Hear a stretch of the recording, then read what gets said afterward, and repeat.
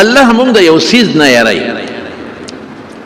او دا هغه سیز دی چې په دې د خدای غضب او قهر ډیر زیات راځي هغه د الله دین پورې ټوکې کول د الله پیغمبر پورې ټوکې کول د الله د دین مسخره کول د الله د پیغمبر یا چې څوک د پیغمبر دین امت ته رسي مخلوق ته رسي هغې پورې ملنډې او ټوکې کول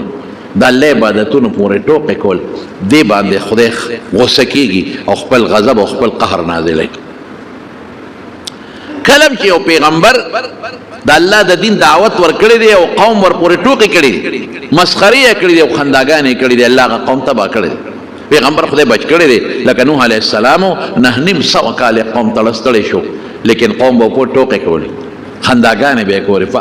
عذاب دې راوله که نه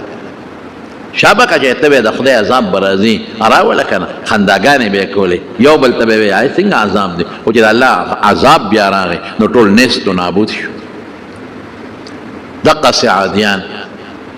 الله په قرآن شریف کې فرمایي ان بطش ربک لشدید وی زما پکړ سخت دی ګوره صبر کوي الله ډېر صبر کوي مخلوق ته ځکه دا مخلوق الله د تبع دپاره نه دی پیدا کړی یو ماشوم دا کورکي جوړوي ځان له دا ګوډاګانې جوړوي دا ماشومان ځان له د خټو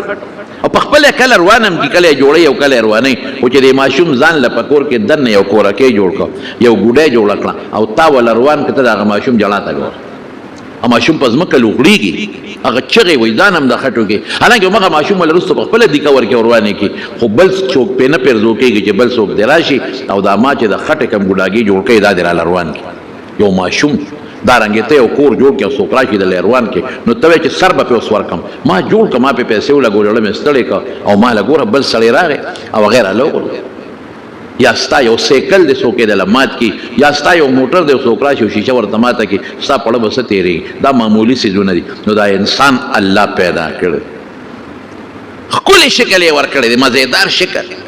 لقد خلقنا الانسان فی احسن تقویم الله وی دومره بهترین هیئت سانچا ډانچا چې ما انسان له ورکړی ده ما بل چا له نه ده ورکړی